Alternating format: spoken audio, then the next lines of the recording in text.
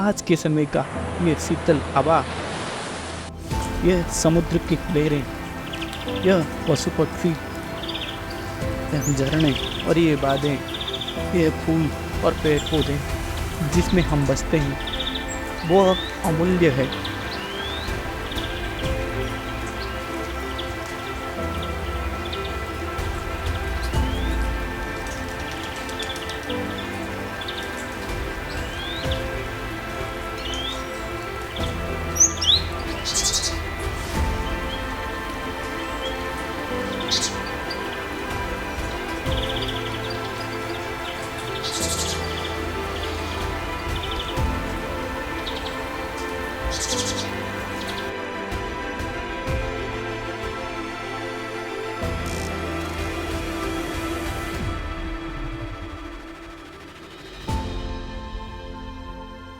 तो हमारे पृथ्वी का डायमीटर 12,000 किलोमीटर और ये सूर्य से तीसरे स्थान पर अवस्थित है। इसका मतलब यहाँ हद से ज़्यादा गर्मी और हद से ज़्यादा ठंडी नहीं होती।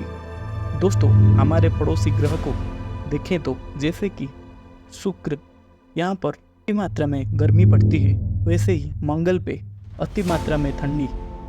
यही कारण है पृथ्वी में जीवन होने का। दोस्तों, हमारी पृथ्वी सूर्य के 365 दिन पे एक चक्कर लगाती है, वैसे ही वो अपनी धुरी पर 24 घंटे में एक बार घूमती है। दोस्तों, इसलिए पृथ्वी का हिस्सा जहाँ आराम से सोती है और वैसे ही दूसरे तरफ जिंदगी चलती रहती है। दोस्तों, पृथ्वी की सतह से 50 किलोमीटर ऊपर तक हवा मौजूद है और उसके ऊपर वैक्यूम है। लेकिन यह शांति पहले से नहीं था। यह एक गोलाकार डरावनी आग का गोला था, जहाँ पर आए दिन ज्वालामुखी फटता था। चारों तरफ आग ही आग, धुआं ही धुआं, विशाल काय भूकंप और आसमान से पत्थरों का गिरना एक आम बात था।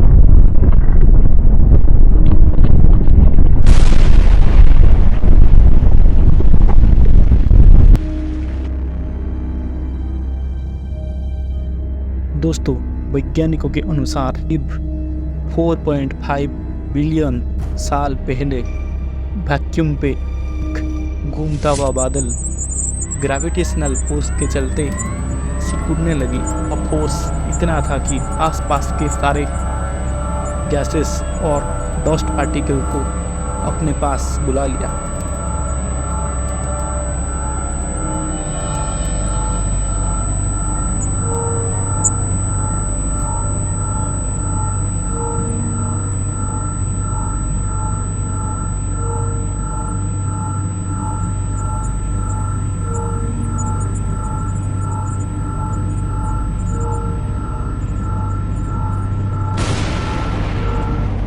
फिर थर्मोन्यूक्लियर प्रोसेस के चलते यह लास्ट में बड़ा धमाके के साथ सूर्य का जन्म हुआ। ऐसे ही जन्म हुआ हमारा सूरज का।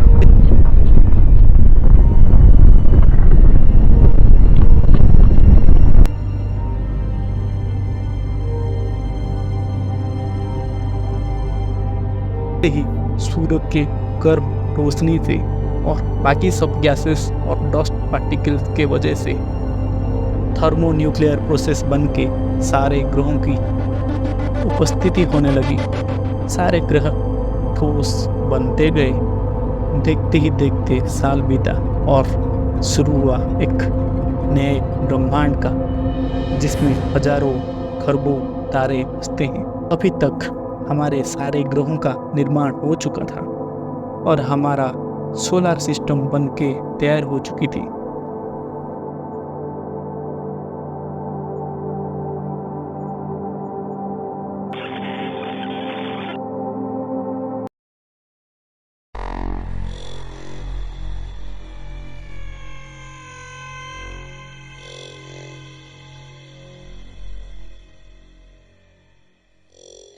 चलिए दोस्तों, चलते हैं पृथ्वी में। यहाँ अभी तक उदल मुदल चल रहा था। धरती के अंदर बड़े बड़े पत्थर और वजनदार धातुओं ने धरती के बीच में जाके जमा होने लगे। इसके कारण वहाँ पे टेम्परेचर इंक्रीज हो गया। इसके कारण सारे मेल्ट होने लगे।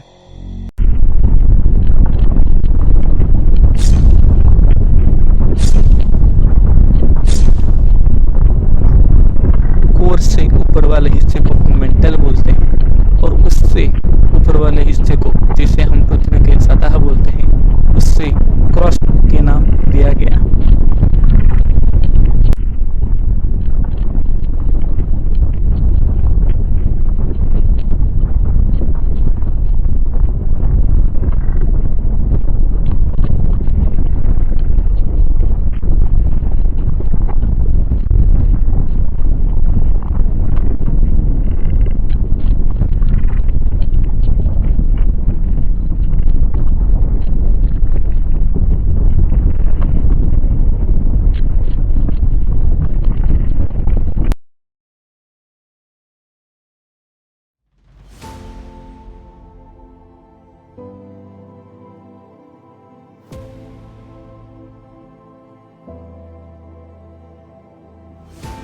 ऐसे ही कई वर्ष गुजर गए।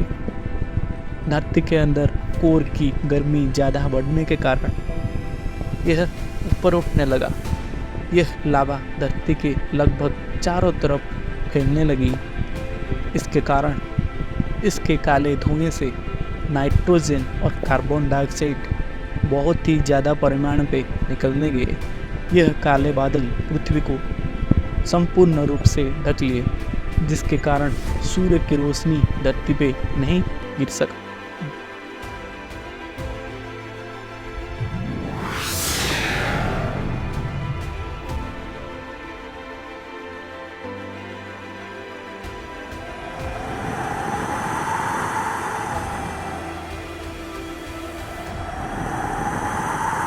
गैस की भारी मात्रा की वजह से यहाँ पर भारी मात्रा पे बारिश, यह बारिश कोई आम बारिश नहीं था। यह बारिश करीब हजारों सालों तक चलती रही। इसके कारण पृथ्वी के सतह के 4 किलोमीटर ऊपर तक जल भर गए।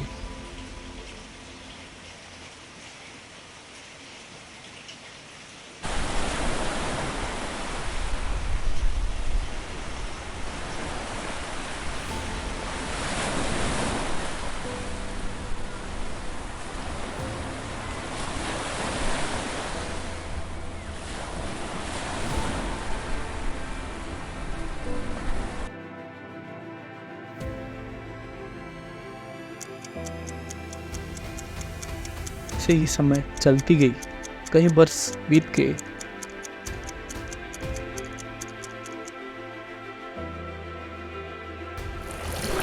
जल के कारण एक नया जीवन जन्म हुआ।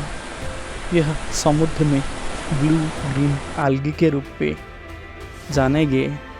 यह करीब 4045 करोड़ साल पहले का बात था। धीरे धीरे ये शैवाल फोटोसिंथेसिस प्रक्रिया शुरू की।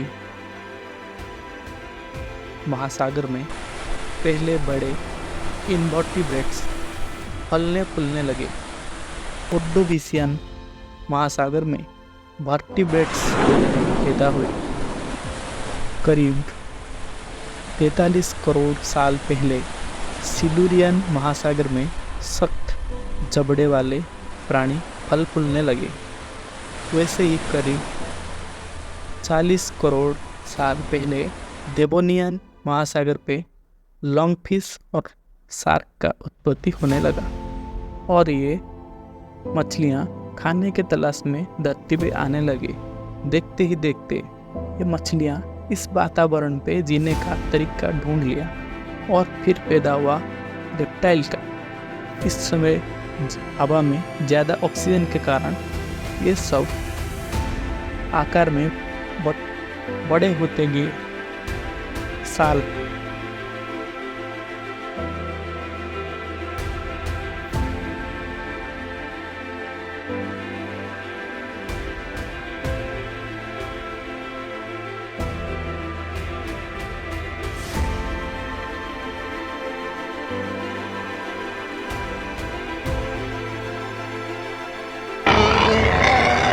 डायनासोर बहुत ही बड़े और सबसे बड़े पानी 15 करोड़ साल तक राज की टेक्टोनिक प्लेट के इधर उधर होने से बेंजिया का निर्माण हुआ और कई वर्ष बीत गए। फिर एक बड़ा सा उसका पिंड गिरने से यह पीरियड खत्म हुआ। कहते हैं इस पीरियड पे सारे बड़े जीव जंतु खत्म हो गए।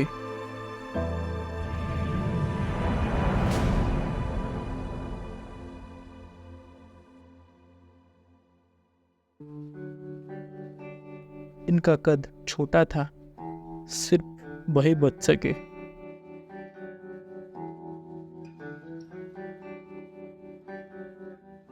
फिर से एक एज का शुरुआत हुआ, आइस एज का।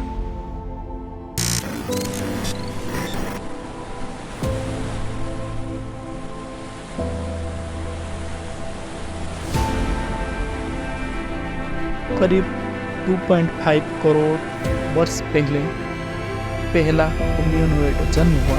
यह सब विकसित होकर आज का कृत्रिम मानव पैदा हुआ। उन दोस्तों, आप उस दिन और आज के दिन का फर्क देख ही सकते हैं। आज का विकसित मनुष्य धरती को फिर से गर्म बना रहा है, इसलिए हमको सुधर जाना चाहिए। तो दोस्तों, एक बार खत्म हुआ आज का video. Please like and subscribe. आपको कैसी लगी वीडियो कमेंट पे ज़रूर बताइएगा।